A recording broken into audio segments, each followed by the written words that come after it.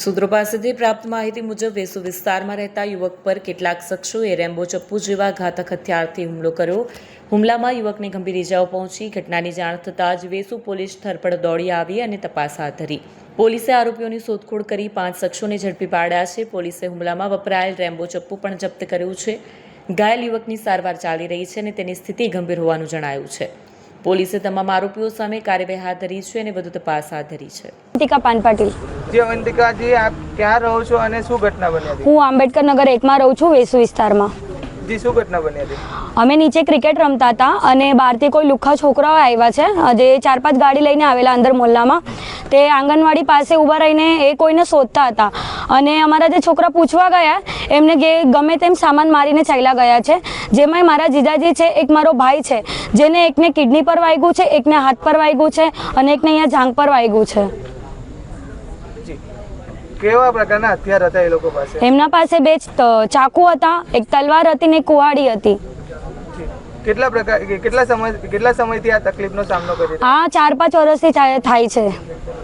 અને હાલ પોલીસ પાસે શું માંગ કરો? અમે અહીંયા વેસુ પોલીસ સ્ટેશનમાં આવ્યા છે. અમે એ જ માંગ કરીએ છીએ કે આવા સામાજિક તત્વો પછી ના બને, કેમ કે આ થતું જ નથી, સ્ટોપ ચાલતું જ રહી છે. જી, આપની માંગ શું છે? અમારી માંગ એ છે કે જલ્દી એ લોકોને પકડે અને કઈ આગળ કાર્યવાહી કરે. જી સાહેબ, કઈ હત્યાના પ્રયાસના આરોપી હતો અને આ લોકો પોલીસ સ્ટેશન પહોંચ્યા હતા, કઈ રીતના ત્યારે તપાસ? જે તારીખ 28/4/2026ના રોજ રાત્રિના આશરે 12 વાગ્યાના અરસામાં વેસુ ગામમાં આવેલ આંબેડકર નગર 1 એસએમસી આવાસની અંદર જે આ ગુનાના કામે જે ધરપકડ કરેલ જે આરોપીઓ છે એ કોઈક સુલતાન નામના વ્યક્તિને શોધમાં હતા, કોઈ એમની અંગત અદાવતના કારણે, અને એ આવાસની આવતા તો આવાસના જે સ્થાનિક રહીશો છે એની સાથે આ બાબતે કોઈ કારણસર વાદવિવાદ થયેલ. એ બાબતે જે આરોપીઓ છે એ પોતાની પાસે રહેલ પ્રાણઘાતક હથિયાર જેવા કે ચપ્પુ અને કુહાડીથી આ લોકો ઉપર જે ભોગ બનનાર અને ઈજા પામનાર જે છે એમના ઉપર એ લોકોએ હુમલો કર્યો હતો. અને એ બનાવ દરમિયાન તાત્કાલિક પોલીસને જાણ થતાં પોલીસ ત્યાં પહોંચી અને ઘટના સ્થળેથી આરોપીઓ પૈકી એક આરોપીને ધરપકડ પણ જે તે વખતે કરી લેવામાં આવી હતી. બાદ આમાં જે ભોગ બનનાર છે એને પરિવારની ફરિયાદના આધારે અન્ય આરોપીને પણ એ દિવસે પોલીસ દ્વારા કોમ્બિંગ કરી અને તાત્કાલિક એ લોકોની અટકાયત કરવામાં આવેલ છે. અને જેમાંથી જે એક અન્ય આરોપી છે જે એક કાયદાના સંઘર્ષમાં આવેલો હોય એવું તપાસ દરમિયાન જણાવેલ છે, જેની આગળની કાર્યવાહી કરવામાં આવી રહી છે.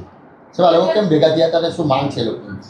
અત્યારે જે ભોગ બનનાર જે છે એના પરિવારજનો અને મહોલ્લાના માણસો છે એ લોકોને એવું કહેવું છે કે આ જે આરોપીઓ છે એ લોકો અગાઉ પણ આવા નાના મોટા ગુનાઓ કરેલા છે, જે અગાઉ પણ એ લોકો ફરિયાદ દાખલ થયેલી છે, જે બાબતે એ લોકોને સમજાવવામાં આવેલ છે કે ભાઈ અગાઉ પણ એ લોકોની જે ગુના બન્યા હતા એમાં ધરપકડ કરી અને એમના વિરુદ્ધમાં કાયદેસર કાર્યવાહી પણ કરવામાં આવેલી છે અને તેઓના વિરુદ્ધમાં મેક્સિમમ અટકાયતી પગલાં પણ લેવામાં આવેલ છે.